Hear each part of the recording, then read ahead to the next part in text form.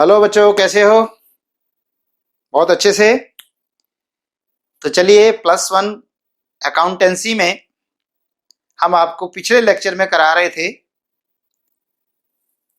Accounting terminology.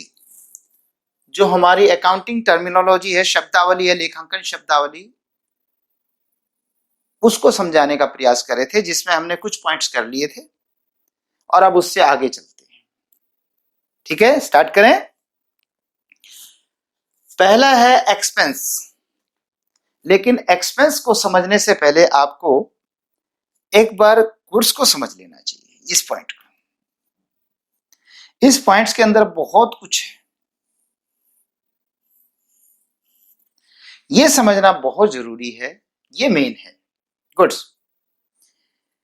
Goods आप देखिए किससे बना है। गुड्स जो है, आपने गुड सुना होगा आज तक, मानता हूं गुड्स भी सुन लिया होगा, लेकिन गुड तो बहुत सुना है। गुड, बेटर, बेस्ट होता है ना। He is good, he is better, he is the best. ये डिग्रीज होती है ना, कि वो अच्छा है, दोनों में से अच्छा है, ये सबसे अच्छा है। गुड को एस लगाया गया तो ये गुड्स हो गया। अब मैं कहूं इसका क्या अर्थ है, तो बहुत सारे बच्चे कह रहेंगे सर ये एक अच्छा था, बहुत अच्छी है। रॉन्ग। बिल्कुल मतलब बदल जाता है बेटे।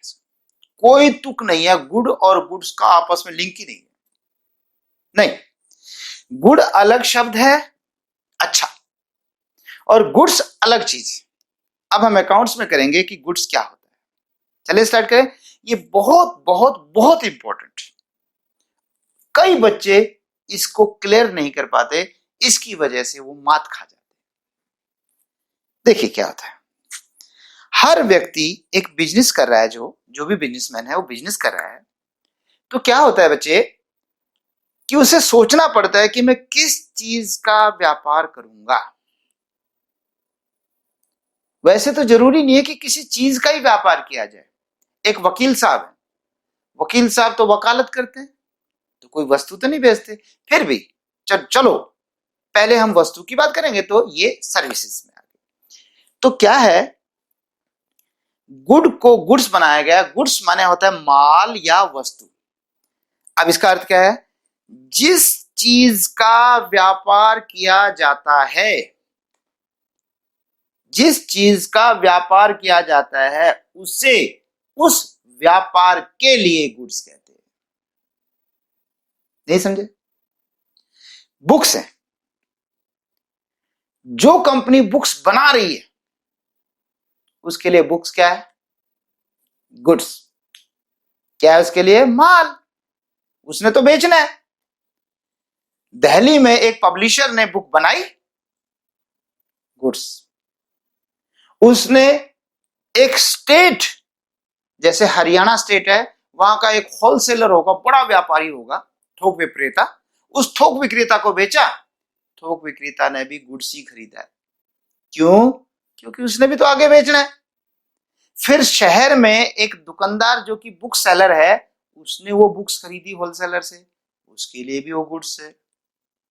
और वो बुक आप खरीद लाए, आप अकाउंटेंसी की बुक ले आए, बिजनेस स्टडीज की बुक ले आए, आपने भी बेचने के लिए खरीदी है क्या? नहीं सर, ऐसा कैसे कर रहे हो, बेचने के लिए थोड़ा, पढ़ने के लिए। और क्या, अगर बेचोगे तो 400 की बुक है तो 400 रुपए मिलेंगे, और वो भी आपको फालतू तो मिलने से रहे। लेकिन अगर उसको पढ़ोगे ना, तो 4 लाख और 4 करोड़ और 4 अरब कितना भी बना सकते हो। क्योंकि जब हम दिमाग में डालेंगे तो उसी से तो जनरेट होगा ना।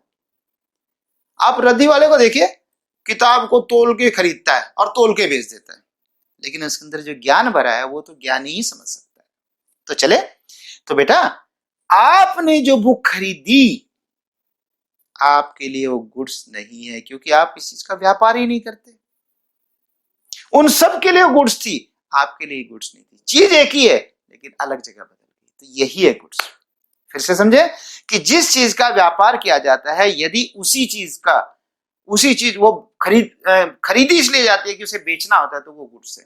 और अगर रखने के लिए खरीदी जाती है या व्यापार को प्रॉपर चलाने के लिए खरीदते तो उसे गुड्स नहीं कहते। जैसे कि मशीन्स भी खरीदनी पड़ती हैं, क्यों? ताकि माल बनाना है। तो क्या मशीन को मैं गुड्स कह दूं? क्या आपने मशीन बेचने के लिए खरीदी है? ना ना, बेचने के लिए नहीं, बेचने के लिए बना माल जो बनाना है उसके लिए खरीदी है, तो ये गुड्स नहीं है। ये बिल्डिंग किस लिए? भाई बिल्डिंग नहीं होगी तो हम माल कैसे बनाएंगे, कहां जगह, कहां छत रखेंगे? तो इसका मतलब है ये भी आपका गुड्स नहीं है। तो क्लियर हुआ? गुड्स जिस चीज का व्यापार किया जाता है, अगर आप उसे बनाते हैं या खरीदते हैं और वो बेचने के मकसद से खरीदते हैं तो गुड्स है। एक प्रॉपर्टी की बात करते हैं। आपने अगर एक प्लॉट खरीदा और कहा यार इसको ऐसा करेंगे, आगे अपना मकान बनाएंगे, तो ये आपके लिए गुड्स नहीं है। लेकिन एक प्रॉपर्टी डीलर वो तो खरीदता इसलिए कि आगे बेचना है। हाँ ये ठीक है, रोज नहीं बिकता, कई बार उसको कुछ महीने लग जाते हैं, साल भी लग जाता है, वो उसके लिए गुड्स। तो ये गुड्स को समझना जरूरी है। अब देखिए, एक टीवी विक्रेता जो टीवी बेचता है, उसने एक टीवी अपने दीवार पे टांग दिया कि भाई जब ग्राहक नहीं आएगा तो मैं खाली बैठा बोर होऊंगा तो मैं समाचार देखूंगा, प्रोग्राम देखूंगा। तो बताइए वो टीवी गुड्स है या नहीं? नो, वो गुड्स नहीं। लेकिन जो बाकी टीवी रखे हुए हैं, बेचने के लिए रखे हुए हैं, वो सारा गुड्स है। तो ये थोड़ा सा अंतर करना बहुत जरूरी था। अब हम चलते हैं एक्सपेंस। एक्सपेंस क्या होता है? एक्सपेंस होता है जो आप गुड्स और एक सर्विस और भी, यस एक पॉइंट और है, सर्विसेज, सेवाएं। जैसे मैंने वकील का बताया, वकील जो है सेवा देता है, माल नहीं बेचता। इसी तरह टीचर, अगर कोई टीचर बच्चों को पढ़ा रहा है, उसके बदले में फीस ले रहा है, तो वो उसकी सर्विसेज दे रहा है। इसी तरह से टेली कम्युनिकेशन वाले आपको, जैसे मोबाइल वाले आपको सेवाएं दे रहे हैं, वो कोई वस्तु तो बेच नहीं रहे, तो वो सेवाएं होती है। तो दोनों को एक में ले लिया, गुड्स एंड सर्विसेज। तो एक्सपेंस क्या होता है बेटे? खर्चा, व्यय, इसको व्यय बोलते हैं। जो आप माल है ना, उसके संबंध में जो खर्च करते हैं, व्यय करते हैं, उसको खरीदने में जो लागत आती है, उसको हम व्यय बोलते हैं। ठीक है? एक्सपेंस का मतलब है वस्तु के संबंध में जो आप उसको चाहे खरीदो चाहे बेचो, उन संबंध में, चाहे खरीदना चाहे बेचना, उसके संबंध में जो भी आपका व्यय होता है वो आपका व्यय कहलाता है। That is cost incurred for this, इसके लिए जो की जाती है वो। अगला है इनकम, आय। इनकम और रिवेन्यू में फर्क होता है। रिवेन्यू मैंने पहले आपको बताया था, आगम का मतलब है जो प्राप्ति है। जैसे कि कोई वस्तु हमने बेची 10,000 में, तो मेरे पास नोट कितने आएंगे? कितने गिनूंगा? 10,000। तो सारी मेरी इनकम होगी फिर तो बल्ले बल्ले? नहीं भाई, उसमें से मेरी इनकम होगी 500 या 1000। तो इनकम अलग चीज है। इनकम का मतलब है जो रिवेन्यू आया, amount received from sale of goods, जो माल बेचा। देखे फिर गुड्स आ गए ना, इसीलिए मैंने गुड्स पे ज्यादा जोर दिया था। तो गुड्स को अगर आप amount received from sale of goods, जो आपने गुड्स बेचा और बेचने से जो रिसीव हुआ, गुड्स बेचा, वो रिवेन्यू। और उसमें से एक्सपेंस, ऊपर वाला एक्सपेंस आ गया, कॉस्ट ऑफ गुड्स सोल्ड, जो आपने माल बेचा है उसकी जो लागत आ गई उसको घटाओ। ये लागत में ना सिर्फ नकदी नहीं होती बेटा। जैसे कि आपने कोई चीज खरीदी, ठीक है, कच्चा माल खरीदा, वो लागत में आ गया। अब आप उसको जो बनवाओगे, तैयार करवाओगे, सैलरी दोगे, कमीशन दोगे, डिस्काउंट दोगे, वो सारी चीजें लागत में आएंगी। और तो और जो मशीन घिसेगी, मशीन खरीदना नहीं, घिसेगी, थोड़ी थोड़ी तो घिसेगी, तो वो जो घिसावट आएगी वो तो नगद नहीं देनी, तो वो घिसावट भी इसकी लागत में आती है। अगर आपको ज्यादा समझ में ना आए ना तो कोई बात नहीं, टेंशन मत लेना, कहे सर ये तो सिर के ऊपर से जा रहा है। बेटे ये सारी चीजें दोबारा आएंगी, मैंने पहले बताया था। टर्मिनोलॉजी है वो तो सारी उम्र चलेगी जब तक आप ये पढ़ोगे। हम इसको एक एक करके एक्सप्लेन करते चलेंगे जहां जो सिचुएशन आएगी। फिलहाल तो मजबूरी है कि जल्दी समझाना। तो बेटे रिवेन्यू में से अगर एक्सपेंस घटा दो तो आपकी इनकम आ जाती है। आपने 10,000 में चीज बेची, आपका 9,000 रिवेन्यू का एक्सपेंस आ गया, खर्चा आ गया, तो घटा दो, 1,000 आपकी इनकम हो गई। अब है प्रॉफिट। ये प्रॉफिट कहता है excess of total revenue over total expense. जो वर्ष के दौरान टोटल, ये एक साल का होता है, अकाउंटिंग ईयर बोलते हैं, जहां से जहां तक आप साल बनाते हैं, खाते बनाते हैं। तो एक साल में जो आपको प्राप्त हुआ है, एक्सेस माने फालतू, एक्सेस होता है फालतू, ज्यादा, अधिकता। एक्सेस ऑफ टोटल रेवेन्यू, जो टोटल रेवेन्यू आया यदि वो ज्यादा है ओवर टोटल एक्सपेंस, अगर एक्सपेंस से ज्यादा, यानी एक साल के खाते बनाओ, एक साल में आपने माल पे कितना खर्चा आ गया, मान लीजिए 10 लाख आ गया, आपने बेचा कितने में है, रेवेन्यू कितना आया उसमें 12 लाख, तो 12 लाख में से 10 लाख घटाए तो 2 लाख की आपकी इनकम हो गई है, प्रॉफिट हो गई, ठीक है, ये प्रॉफिट हो जाएगा। ये एक है गेन, गेन वृद्धि या प्राप्ति को बोलते हैं, ये इंसिडेंटल होता है, आकस्मिक होता है, कभी अचानक कोई चीज बेची और उसको बेचने से प्राप्त हो जाए, रूटीन का नहीं है, लेकिन कभी जैसे कोई फर्नीचर बेच दिया पुराना, अब वो पुराना फर्नीचर 10,000 का था, वो आपका 12 में बिक गया, कभी कभी ऐसा भी हो जाता है, तो प्रॉफिट हो गया। तो इस तरह से इसे गेन कहा जाता है, वृद्धि कह देते हैं या प्राप्ति। कई बार हम ना इन दोनों में फर्क नहीं करते, प्रॉफिट गेन कोई खास बात नहीं पड़ता, लेकिन फिर भी फर्क है इन चीजों में। अगला है लॉस, नाम तो क्लियर है आपको, हानि। तो लॉस एक तो ये उल्टा, इसको उल्टा ले लो, एक्सेस ऑफ टोटल रेवेन्यू लिखा है ना, तो इसकी जगह क्या लिखते हैं, total expenses, excess of total expenses over total revenue, उल्टा। अगर एक्सपेंस ज्यादा हो जाए और प्राप्ति कम हो, कभी कभी ऐसा भी तो होता है कि आपका बना तो महंगा और बिक रहा सस्ता, जैसे कि आजकल मैंने कुछ सब्जी वालों का, जैसे सब्जी के जो किसान है, किसानों को कई बार अपने टमाटर की लागत भी नहीं मिल रही, हाँ नहीं मिल रही। एक का सुना था कि अंगूर उसके बेचारे के हजारों किलो अंगूर खड़े और नहीं बिक रहे, तो भाई लागत भी पूरी नहीं हो रही है, तो वहां पे लॉस हो जाता है, ठीक है। ये भी एक अकाउंटिंग ईयर में कहा जाता है कि साल के हिसाब से मानते हैं।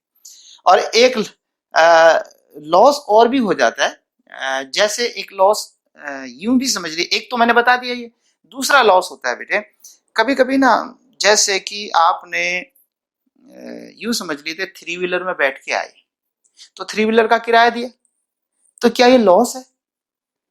नहीं, लॉस नहीं है, क्योंकि आपने इसका बेनिफिट उठा लिया, आप 3 व्हीलर में बैठ के भी तो आए। लेकिन घर आने के बाद देखा कि बटुआ गुम हो गया, इसका भी बेनिफिट उठाए क्या? सर क्या बात करते हो, कहां से बेनिफिट उठाते हो, तो चोरी हो गया, दैट इज लॉस। तो लॉस को दो तरीके से काउंट कर लिया, एक तो हम अकाउंटिंग ईयर करते हैं उसमें कि भाई खर्चे ज्यादा हो जाए इनकम से तो लॉस हो गया, और एक दूसरा लॉस होता है जब आप उसका बेनिफिट नहीं उठा पाते।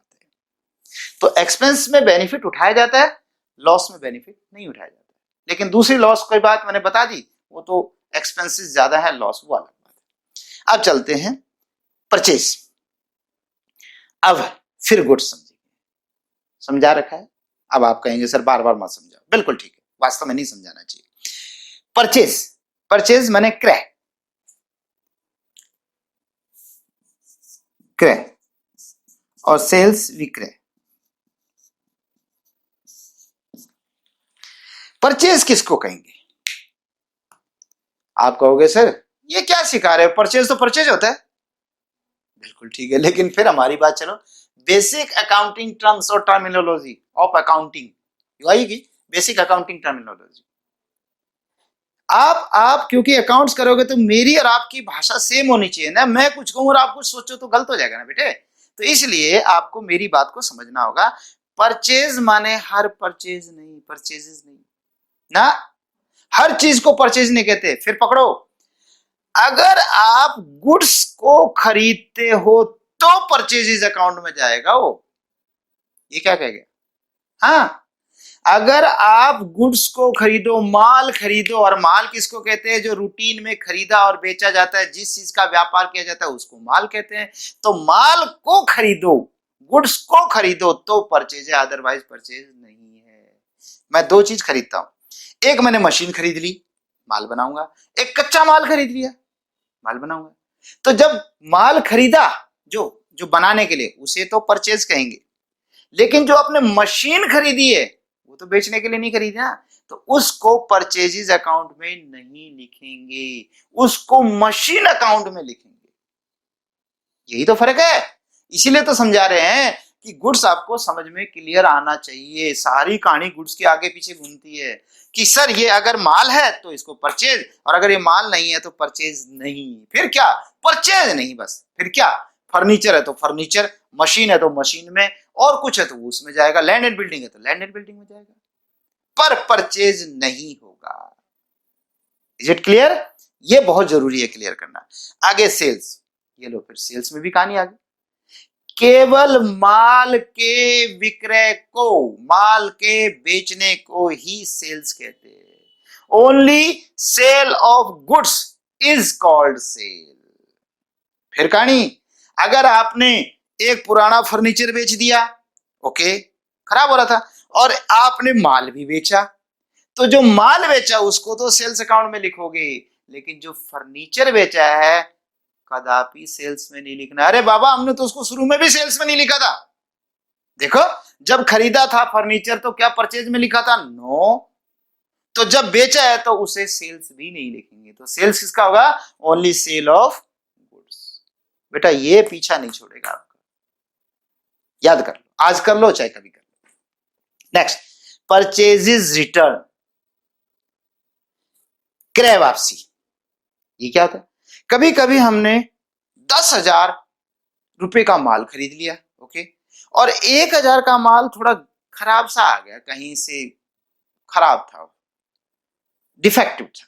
तो जब डिफेक्टिव था तो हमने उसको वापस भेज दिया, इसको परचेज रिटर्न कहते हैं। यानी जो माल आपने परचेज किया था, अगर वो किसी वजह से वापस देना पड़ जाए, मैंने किसी वजह से बोला, सिर्फ यही नहीं कहा डिफेक्ट की वजह से वापस करते हैं, कोई भी कारण हो सकता है वापस करने का। जैसे कि गेहूं है, गेहूं की कई वैरायटीज हैं, आपने मंगाई थी कोई वैरायटी का नंबर कि ये चाहिए मुझे, और गलती से उसने कुछ बोरियां दूसरी दे दी, आपने वापस भेज दी।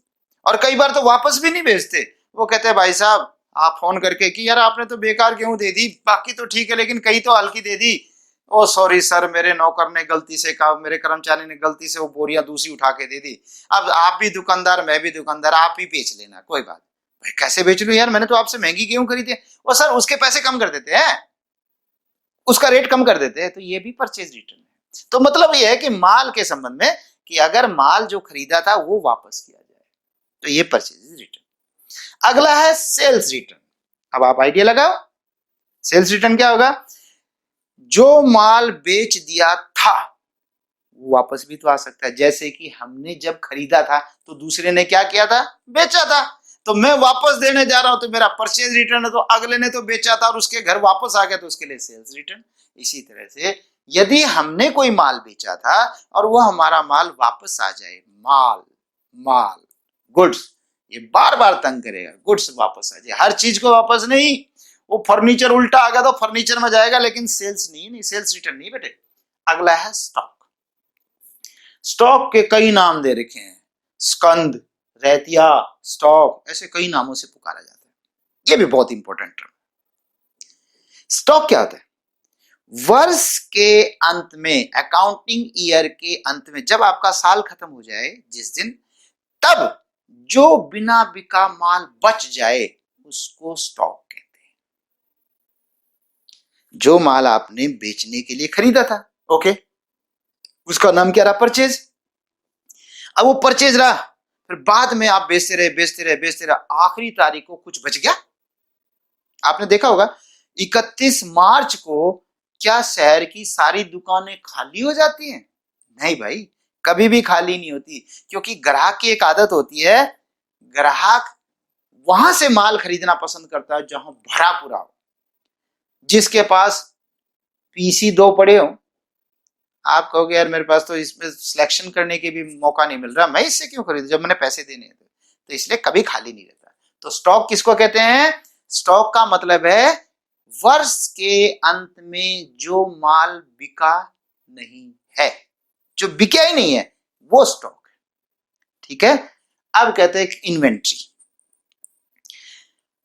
कई बार बच्चे इन्वेंट्री और स्टॉक को एक ही समझ लेते हैं। वैसे तो हम ज्यादातर जगह एक ही यूज करते हैं, कोई फर्क नहीं पड़ता हमारे को, लेकिन फिर भी जब इसके हम टर्म्स समझ में रहे तो थोड़ा सा क्लियर कर ले। स्टॉक जो होता है, माल खरीदा, बेचने के लिए खरीदा, और उसको जो बच गया वो स्टॉक है। ठीक है। इन्वेंट्री क्या होता है?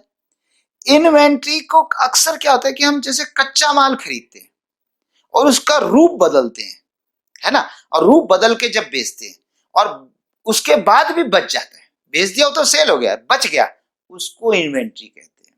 कोई ज्यादा डिफरेंस नहीं है। लेकिन इन्वेंट्री में स्टॉक भी आता है। स्टॉक तो हो गया कि खरीदा ही बेचने के लिए था, जैसे बड़ा बड़ी चीज है, टीवी है, टीवी अपने हमने कुछ थोड़ा करना है, उसको चेंज थोड़ा करना है, यूं कहीं रखे आगे बेच दिया, that is stock. Stock in trade भी बोल देते हैं इसको। और इन्वेंट्री में अक्सर उसका रूप बदल दिया जाता है कि इन्वेंट्री मैंने शुरू में माल खरीदा कच्चा, फिर उसको तैयार किया, बेच दिया, पर जो बच गया बचा हुआ वो आपका इन्वेंट्री। लेकिन एक बात, जो हमने कच्चा माल खरीदा और बन गया और बनने के बाद जो नहीं बिका, क्या वही इन्वेंट्री है? नहीं, जो कच्चा माल है वो भी इन्वेंट्री है।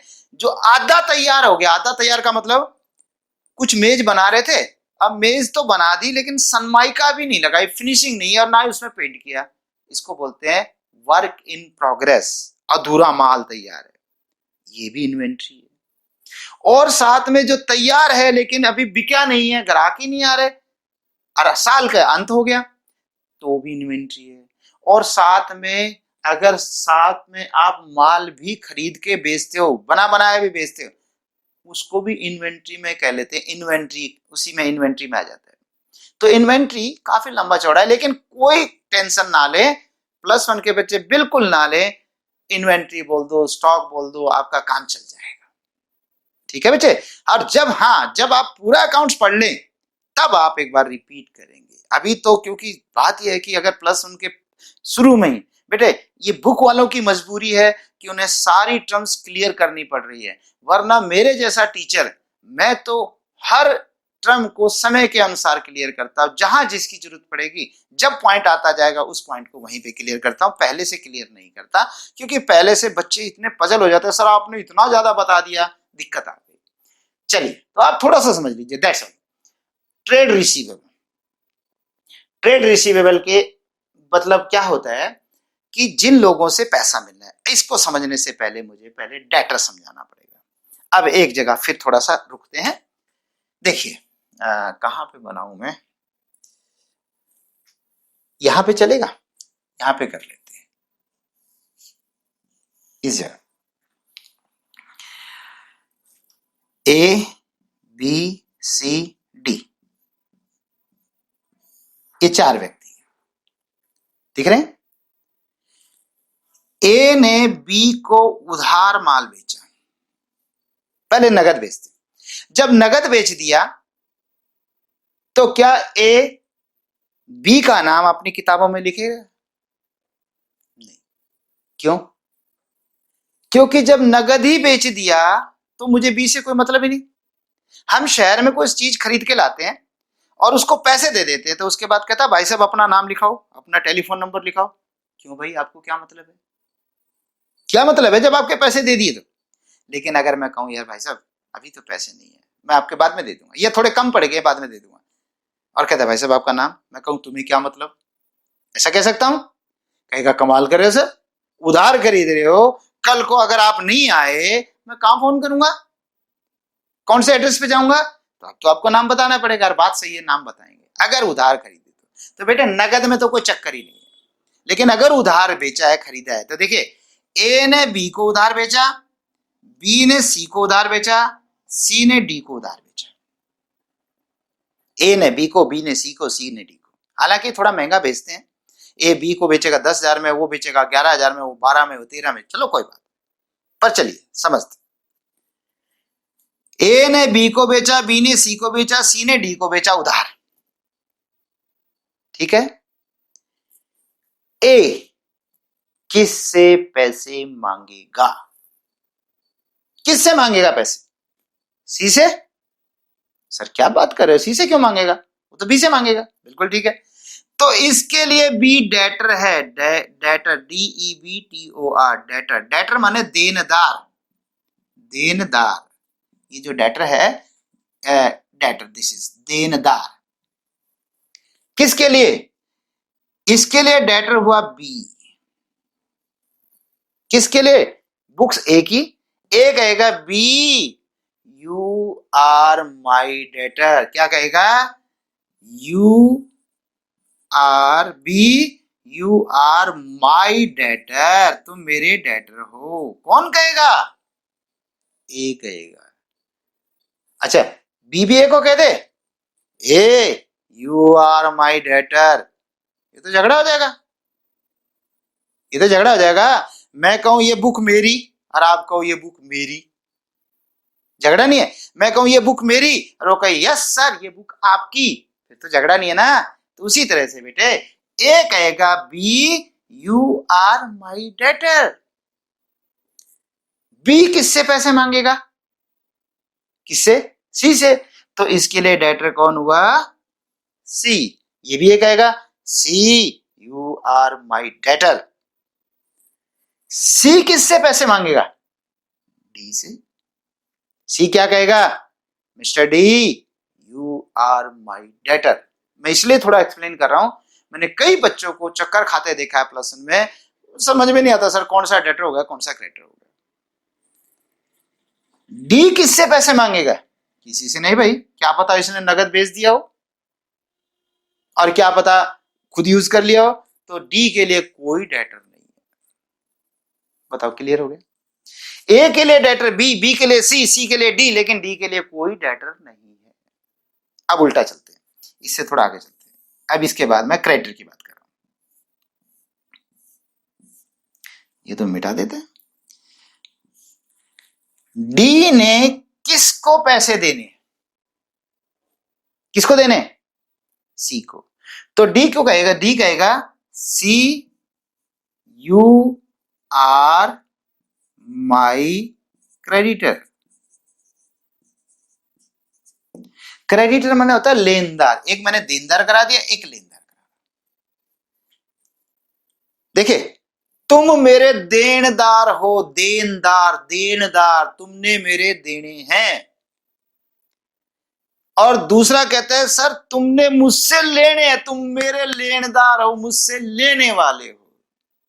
तो यही है, डी किसको कहेगा, सी को क्या कहेगा, सी तुम्हारे मैंने पैसे देने हैं, तुम मेरे लेनदार हो, मैं यानी तुम मुझसे लेने वाले हो, लेनदार। अब सी किसको लेनदार कहेगा, सोचो, सी क्योंकि सी ने बी के पैसे देने हैं तो इसके लिए बी लेनदार हुआ।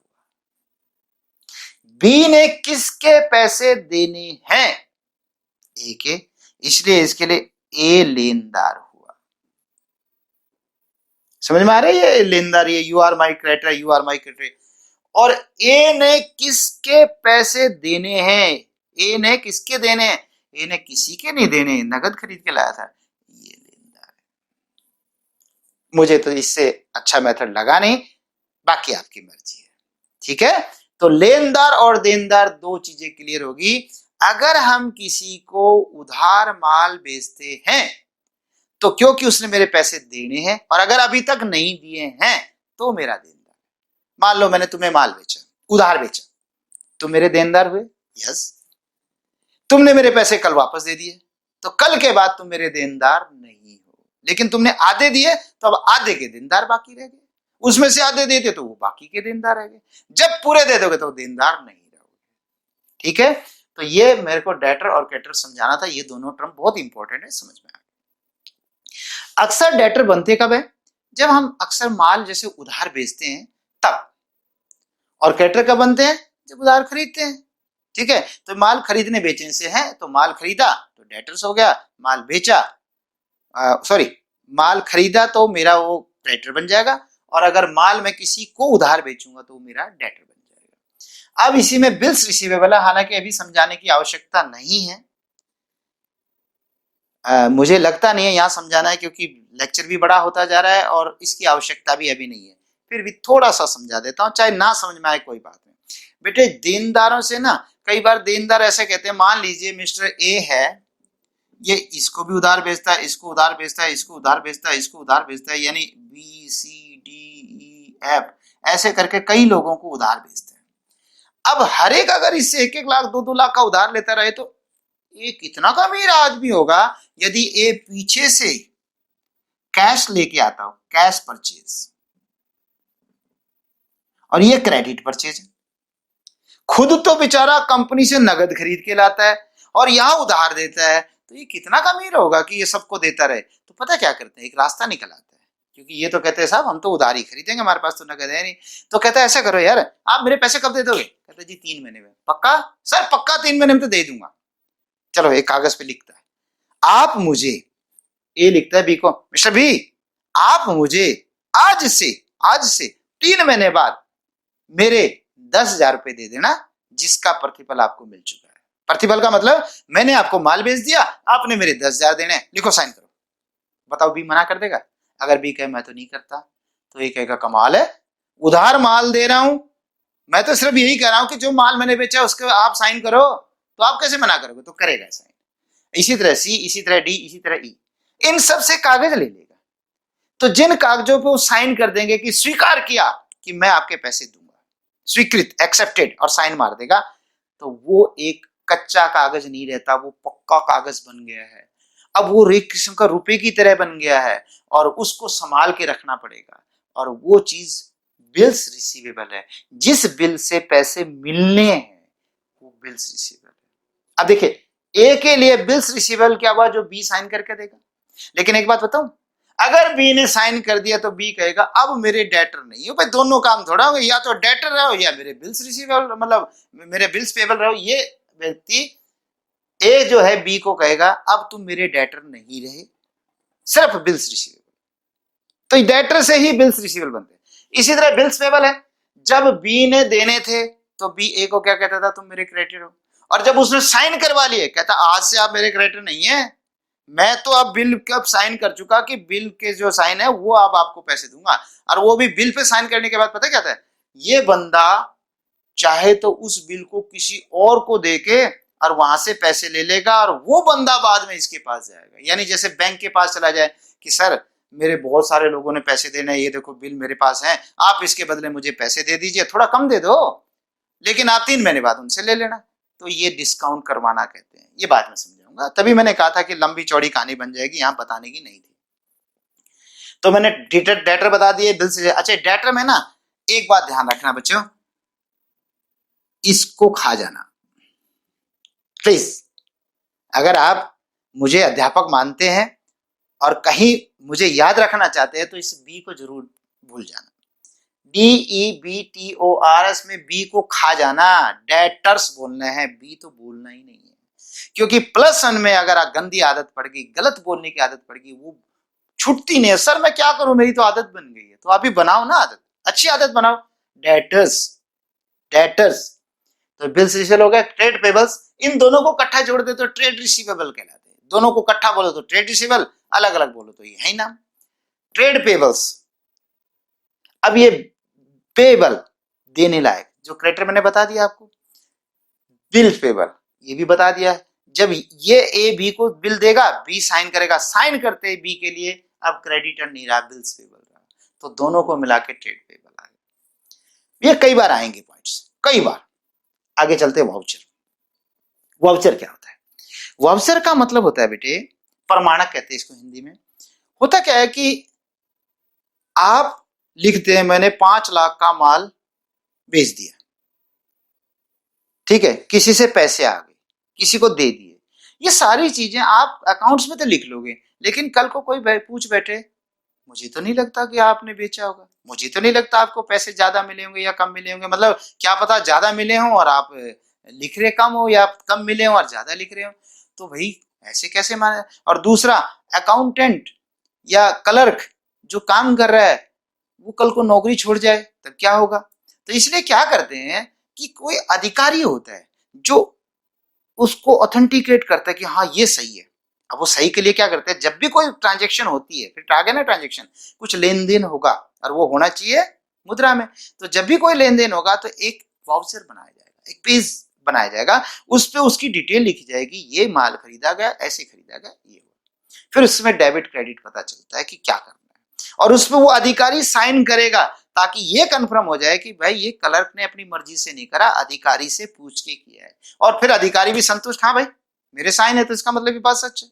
तो इसलिए एक वाउचर होता है। तो हर काम के लिए, हर ट्रांजेक्शन के लिए वाउचर बनता है, और फिर उन वाउचरों को एक फाइल में लगा देते हैं, उन पे नंबर डाल देते हैं, नंबर 1, नंबर 2, नंबर 3, नंबर 4, और फिर वो वाउचर की जब एंट्री होती है तो उसमें वाउचर की एंट्री लिख देते हैं कि ये इतने नंबर पे देख लो। ऐसे करके प्रॉपर सिस्टम से रखते हैं। अब है डिस्काउंट, कटौती। ठीक है, तो अब है कटौती। कटौती में क्या है बच्चे,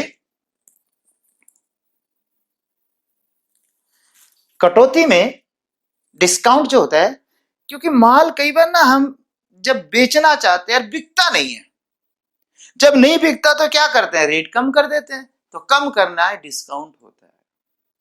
ठीक है, इसको फिर जब हम जर्नल करेंगे वहां पे डिटेल में समझाएंगे, फिलहाल थोड़ा सा इसका इंट्रोडक्शन। तो डिस्काउंट माने कटौती करना, इसको छूट भी कह देते हैं। और ये दो तरह की होती है, एक तो नकली दिखावटी, जैसे कि दुकानदार क्या करता है उसको पता है, या रेडी वाले क्या करते हैं कि जो बहन जी है ना सामने, अब जिनके घर के सामने से मैं अब रेडी लेके जा रहा हूँ, ये बहन जी ना बहुत ज्यादा रेट तुड़वाती है, वो पहले क्या करता है 40 रुपए किलो की सब्जी को 50 रुपए किलो बोल देता है। बहन जी पूछती है भाई ये सब्जी कैसे दी, मैडम जी बहुत महंगी हो रही है, 50 रुपए किलो है। इतनी महंगी थोड़ा, कल ही तो हम वहां से लाए थे, मेरे पड़ोसी लाए थे, उधर 40 रुपए किलो दे रहे हैं। अच्छा मैडम आप 40 ले लो। बहन जी खुश, मैंने 10 रुपए तुड़वा दिए, वो भी खुश, मुझे पहले पता था। ये दैट इज ट्रेड डिस्काउंट, एक व्यापार में जो दिया जाता है इसे ट्रेड डिस्काउंट बोलते हैं। इसका कोई लेखा नहीं होता, मैंने पहले बताया, बाद में समझाऊंगा, फिलहाल ना समझ में आए कोई बात नहीं। कैश डिस्काउंट, जब पैसे देने की बारी आती है, जैसे बहन जी कहते हैं भाई कल ले लेना पैसे या परसों ले लेना, ओके, तो कल परसों के बाद फिर अचानक कहते हैं कि अगर आपके पैसे अभी दे दे तो कुछ कम दे दोगे, कुछ कम कर लोगे। हालांकि सब्जी वाला तो नहीं भी करेगा, लेकिन अगर इसको व्यापार, बड़े व्यापार में बात करें कि जहां मैंने 1 लाख रुपए किसी के देने हैं और मैंने कहा मैं 3 महीने में दूंगा, बोला ठीक है, मैं उसके पास 1 महीने बाद ही चला गया, मैंने कहा मेरे पास पैसा आया हुआ है, अगर मैं आपके पैसे अभी दूं तो कितने दूं, कहता है जी 1 लाख। मैंने कहा 3 महीने बाद, यानी अब 2 रह गए ना, 3 में से एक तो बीत गया था, 2 महीने बाद, कहता जी एक वही उतना ही, 1 लाख जो है 1 लाख है तो 1 लाख, 3 महीने बाद भी 1 लाख, 2 महीने पहले भी 1 लाख। मैंने कहा सॉरी, 2 महीने बाद और मैं घर आ गया। क्यों आ गया, मैंने कहा इसको दूं 1 लाख, अरे मैं अपने पड़ोसी को ब्याज पे दूंगा ना, ब्याज पे, अरे वो महीने में अगर मुझे 1000 रुपए भी देगा तो 1000 रुपए में मेरा अखबार का बिल पूरा आ जाएगा, मेरे मोबाइल का बिल पूरा आ जाएगा, इसको देने से क्या फायदा है। और वो बंदा पे क्या सोच रहा है, अरे बाप रे लक्ष्मी आई थी मेरे पास और मैंने लक्ष्मी को उल्टा भेज दिया, नाराज कर दिया, ओहो हो भाई दिए, अगला मर गया तो, और भाई दिए माल खोटा निकल आया तो, कोई गड़बड़ आ गई तो ये बंदा तो मेरे पैसे नहीं देगा, और कोई और समस्या आ गई तो वो मर जाए, मैं मर जाऊं, कुछ भी हो सकता है। ओहो, दोबारा आवाज, भाई साहब कोई नहीं, आप थोड़ा कम दे दो, 1 लाख का आप 2000 कम दे दो, ठीक है। मैंने कहा हाँ अब ठीक आ रहा है, कुछ तो फायदा हुआ, दैट इज कैश डिस्काउंट। तो ये डिस्काउंट था बेटा, ठीक है। अब हम चलते हैं आखिरी में, उसके बाद लास्ट रह गया इन्वेस्टमेंट, बैड डेट्स, डूबत ऋण। ये डूबत क्या होता है बेटे, जब हम डेटर, समझ गए, उधार जब बेचते हैं तो डेटर्स हो गए। अब कई बार ना, जैसे मैंने इस साल 20 आदमी को उधार बेचा, 20 में से 10 ने तो दे दिया, 10 ने नहीं दिया, तो उन 10 का नाम अगले साल के खातों में भी लिखूं। अगले साल 10-20 और पैदा हो गए ऐसे ना देने वाले, उसके अगले साल 10-20 और हो गए, एक दिन मेरे पास इतने सारे खाते ऐसे हो जाएंगे जिनके नाम पलटूंगा और मन ही मन गुस्सा होगा, कमाल है इस बंदे ने मेरे पैसे नहीं दिए, इसने नहीं दिए, इसने नहीं दिए। पता क्या होगा, सिर्फ हार्ट अटैक, और पैसे उसने दिए नहीं। तो जब क्या है कि आपको उम्मीद खत्म हो जाती है कि यार ये पैसे तो अब आने नहीं, मान लीजिए उसकी डेथ हो गई, अब डेथ होगी तो उसके परिवार से क्या पैसा मांगा जाए, बेचारे पहले ही संकट में आ गए, या मान लीजिए वो हिसार छोड़ के, अपना शहर छोड़ के भाग गया, तो कहां से मांगेंगे, है ना, कोई भी रीजन हो सकता है।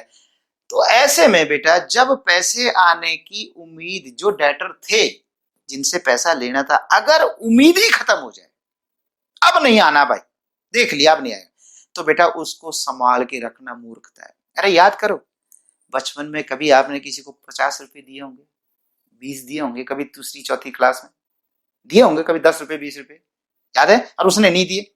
अगर आप अब भी सोचते रहो नहीं दिए नहीं दिए नहीं दिए, तो टेंशन ही तो लोगे, खत्म करो ना। तो इसको जब खत्म कर देते हैं कि जब आने की संभावना खत्म, उसको बैड डेट्स बोलते हैं। क्या कहते हैं, बैड डेट्स, डूब गया, ठीक है। और अभी एक इन्वेस्टमेंट वर्ड है, इन्वेस्टमेंट माने विनियोग। ये क्या होता है, देखिए बिजनेस के अंदर जब पैसा लगाते हैं, जब बिजनेस खाली होता है और उसमें मालिक पैसा लगाता है, वो भी तो इन्वेस्टमेंट है। यस, लेकिन हमारी टर्मिनोलॉजी में इसको इन्वेस्टमेंट नहीं कहते, इसको हम कैपिटल कहते हैं। इसके लिए हमने अलग वर्ड बना दिया कि मालिक द्वारा व्यवसाय में लगाया गया धन पूंजी है, कैपिटल है। अब कैपिटल लगा दी 10 लाख, ओके, कल को 3 लाख का प्रॉफिट हो गया, 13 लाख हो गया। फिर हमने कहा यार अकेले अपने बिजनेस पे डिपेंड नहीं रहना चाहिए, कभी कभी ना पता नहीं ऐसे हालात बन जाए कि हमारा बिजनेस बिल्कुल चौपट हो जाए, तब क्या करेंगे? तो हमने क्या किया, इसमें से 3 लाख किसी दूसरी संस्था के शेयर खरीद लिए, किसी कंपनी में पैसा लगा दिया बाहर, या किसी को उधार दे दिया, इससे इन्वेस्टमेंट कहते हैं। इसमें खुद लगाओ बिजनेस में पैसा मालिक, तो कैपिटल हो गई। फिर मालिक को लगा कि अपने ही बिजनेस पे डिपेंड ना रहे, 2 पैसे दूसरी जगह से भी कमा लिए जाए, कहीं ब्याज पे दे दे, कहीं डिवेंचर खरीद ले, कहीं शेयर खरीद ले बाहर, अपनी संस्था से बाहर, तो उसको इन्वेस्टमेंट कहा जाता है, विनियोग कहा जाता है। तो ये लेक्चर मेरा यहाँ पे पूरा होता है। ओके, समझ में आ गया? हमारी टर्मिनोलॉजी खत्म हुई। फिर भी कोई प्रॉब्लम रह जाए तो बच्चों एक बार तो बुक से पढ़ लेना, और उसके बाद भी दिक्कत रहे तो टेंशन मत लेना। मैंने जो कहा था आपको, टेंशन नहीं लेना, क्योंकि ये सारे पॉइंट मैं दोबारा बताता जाऊंगा, जब जब जो आता जाएगा उसके बारे में डिस्कस करता जाए। ये नहीं है कि एक बार में खत्म हो गया है, ठीक है, एक बार तो मजबूरी थी सारा बताने का। Okay, bye bye, take care.